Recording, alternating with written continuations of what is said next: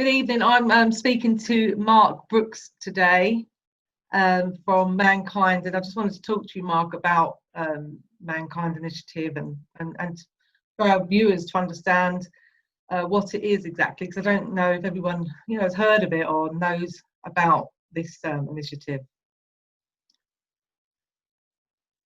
Okay, good. No problem at all, and welcome everyone. Thank you. Yeah, so tell us a little bit about what Mankind is and how it was set up, just so we can understand exactly what it is. So the Mankind Initiative is a domestic abuse charity that focuses on male victims of domestic abuse. And we've been going for nearly 20 years now. And what we do is that we provide a national helpline for any man anywhere to call us. We also get lots of women calling us, mothers, sisters, daughters of male victims. We also do a lot of training and information to organisations like the police or local councils or housing groups. But also what we also do is give a voice to male victims to make sure that society is aware that they exist, try and change societal attitudes towards male victims, and also try and put pressure on politicians and others to make sure that there are local services in each community that does actually support men. I think it's so important because it does appear to be slightly different, more taboo for men, and it's a real shame that as we know, the statistics show that not all men speak up, and this is why this is so important to raise, to share this video, so that if there are people out there experiencing this, that they feel a bit more inclined to come forward for a bit of support and stuff like that. Well, absolutely, and the thing is, I mean, the figures are quite stark in many respects. So the figures show that for every 3 victims of domestic abuse, 2 will be a woman and 1 will be a man. So it's not often people are aware of that, how close the numbers are, and roughly speaking, just under 800,000 men a year state that they are a victim of domestic abuse, and they're government figures. And one of the things that we're trying to do is make sure that society looks out for men in exactly the same way and right way that they do for female victims, because we know men are 3 times less likely than a woman to actually come forward and get help, and we know not enough women come forward and get help, and also they're less likely to tell the police or a health professional or friends and family. But the thing is, we can't just rely on men coming forward. We need to either listen to them when they do come forward, but also encourage them to do so. And one of the things that we always say is that if you think a man could be in a toxic relationship, you should try and find a way to reach out and actually try and open up a conversation with them that actually means that they know that they will be believed and that there is help out there. And also that's often the first step on helping them to leave that relationship. So men need to come forward, but we need to do far more to help them do so and listen when they do. I think that's so important, and obviously one of the you've helped us and supported us with our project, the Refuge, where we are highlighting all the different kinds of abuse, and that in same-sex relationships, in men, and this is something that I think was a shocking thing that I heard and I've discovered through research, that and when speaking to yourself about how many people of same sex do suffer as well, and the statistics are really high, aren't they?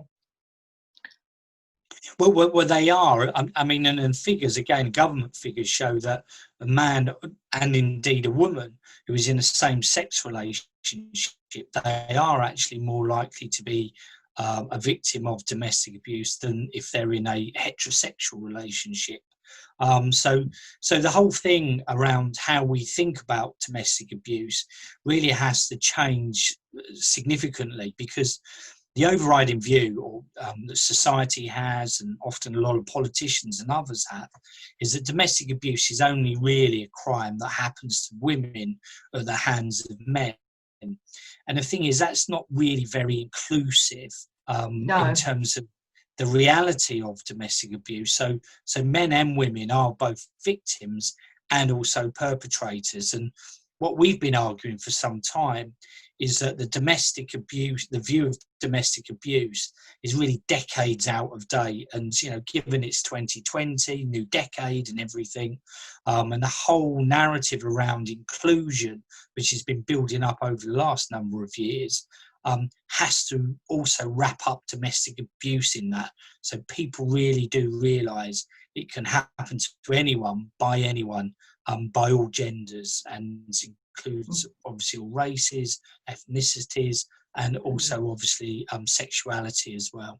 I really, you know, thank you, because that echoes what our message within this story, and that is that it can affect all. There is no prejudice, and this is why it's so important for us to get this film out there, and as a series, because there hasn't been anything like this in the sense of a drama series ongoing, where you're seeing all the different kinds of stories of different people that are affected, but also the different types of abuse, because a lot of people are unaware of the fact that, you know, how mental abuse can be so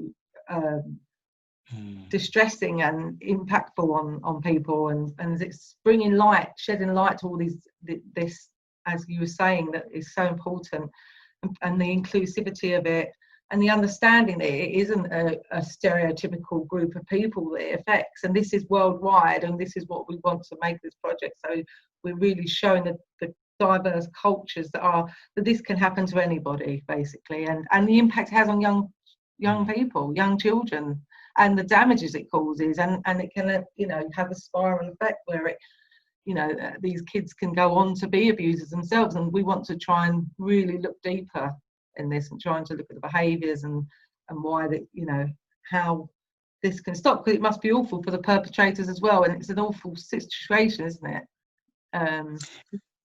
Yeah, absolutely, and we're particularly pleased with the domestic abuse bill, which is obviously some new laws, which is going through Parliament at the moment, which does actually include children as victims of domestic abuse. The law beforehand is really focused on adult victims, or victims over the age of 16. So we're really pleased with the direction of that. But also, in addition, I mean, we talk about different groups, but younger women and younger men are more likely to be victims of domestic abuse than those who are middle-aged or older. And it's really important, therefore, for younger people, you know, teenagers, early 20s, for example, to realise that domestic abuse happens to them, but also that it's important to leave those relationships as quickly as you possibly can. But also, they can have damaging effects as well, because, you know, if you're a teenager, you know, it might be, if you're looking from a male perspective, your first relationship with a woman, or of course with a man, and, you know, if that's your first relationship and it's toxic and it's violent, or it's kind of, there's lots of mental, psychological abuse coming on, that can obviously make you less wary, not less wary, more wary of actually getting into future relationships yourself, because you might think, well, all relationships are like this. So, Exactly, so it does have a damaging effect for both children and also those who are starting to have relationships for the first time.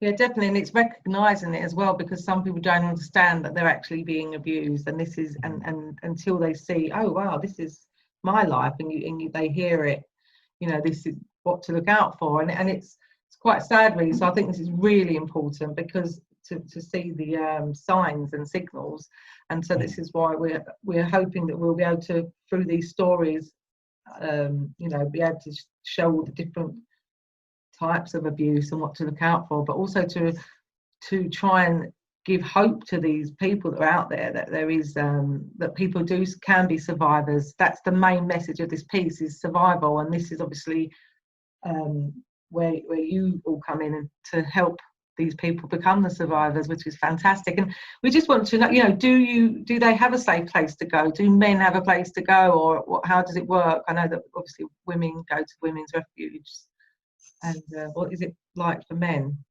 What's the options? Well, there are some options for men. I mean, there's just under 40 organisations, between 35 and 40 organisations that run safe houses or refuges for men.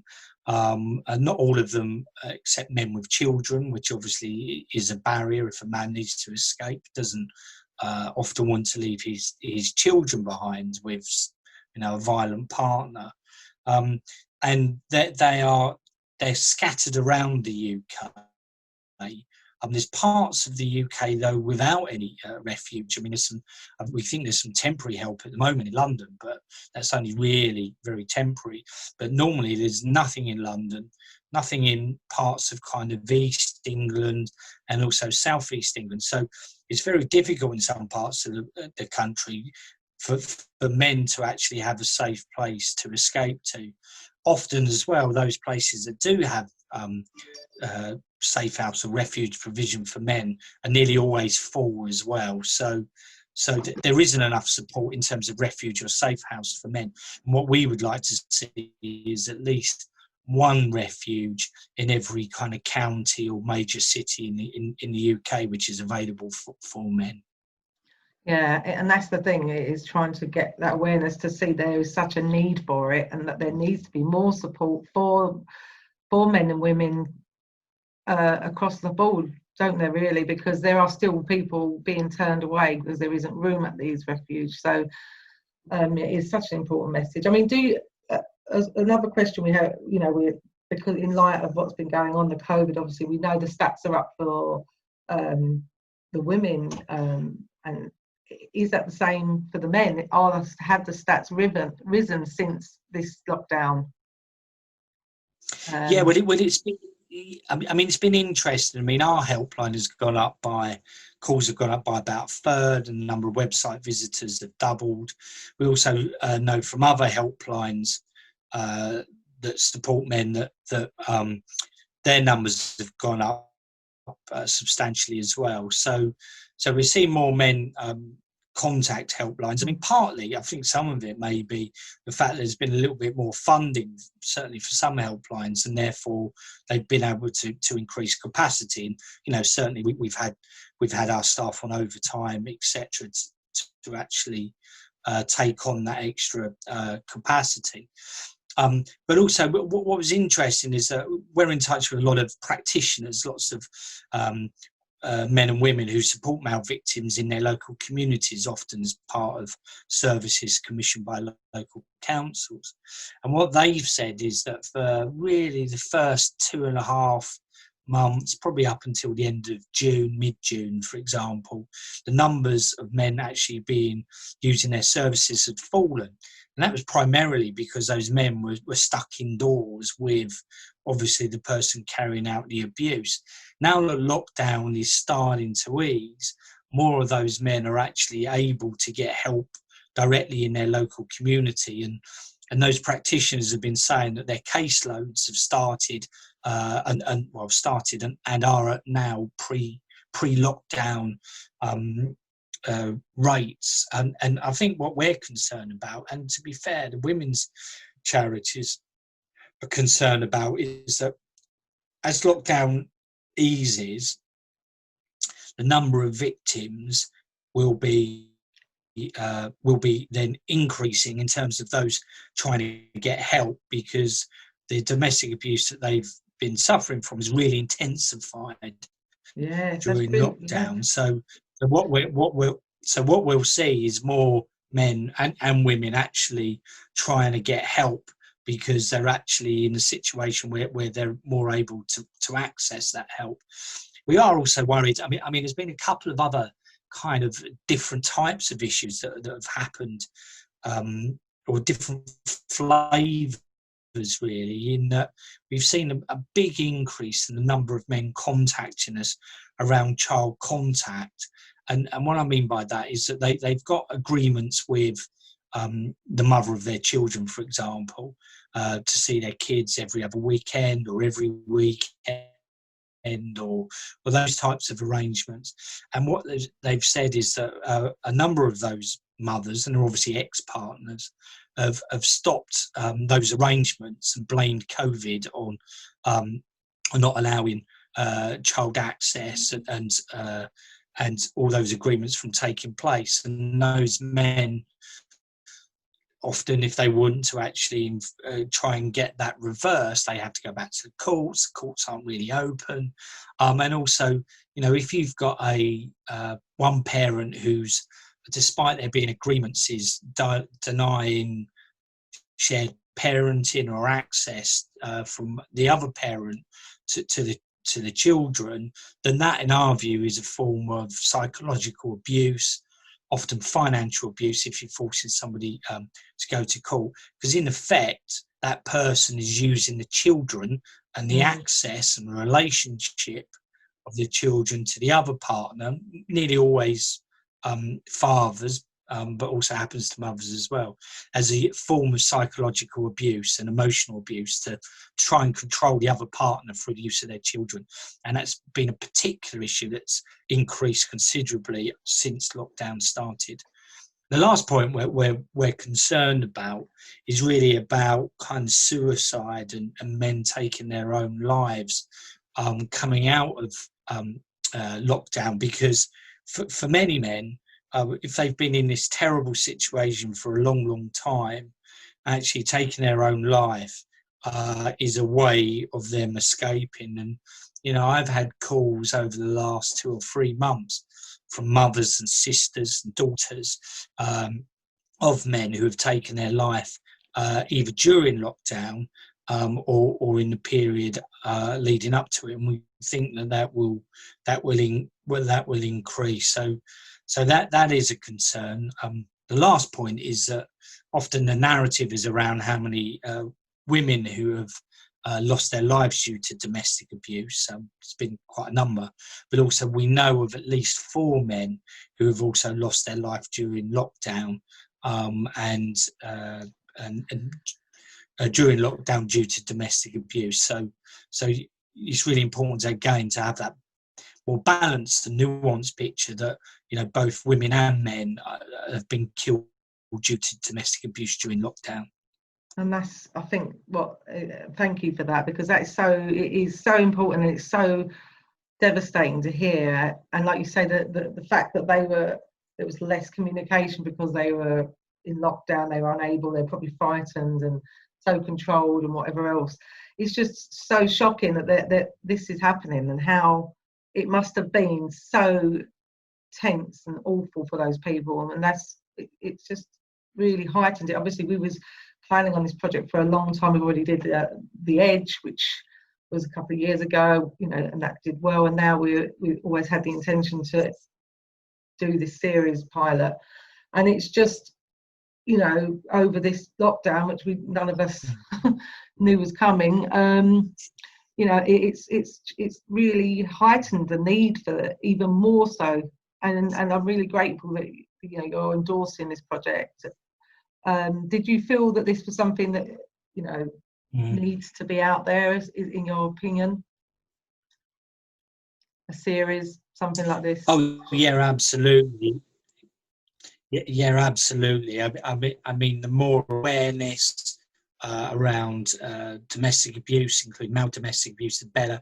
But also the different facets and aspects of it, different things that happen to victims of domestic abuse, but also the different types of ways that victims of domestic abuse can get help to escape. Exactly. Because the issue at the end of the day is that it is about accepting what's happening, accepting it's terrible.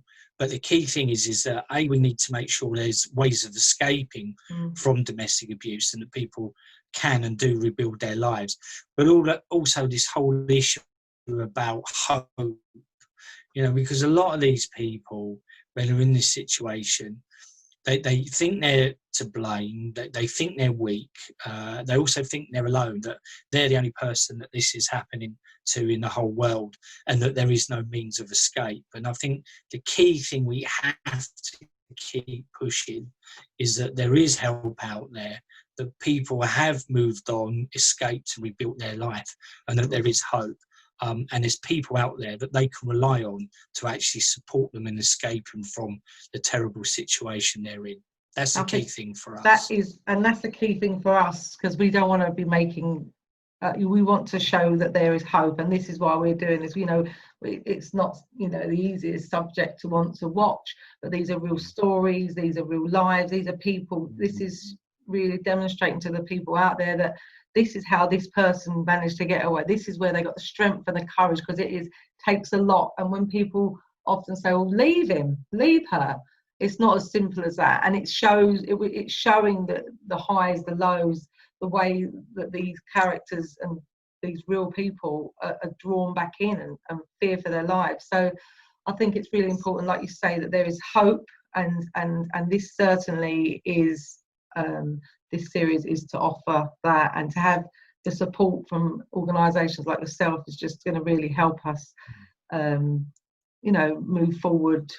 And for people to see we're taking this seriously. This isn't just about, we make films that matter. We want to contribute to a better tomorrow, and we're passionate about it. And so thank you so much, Mark.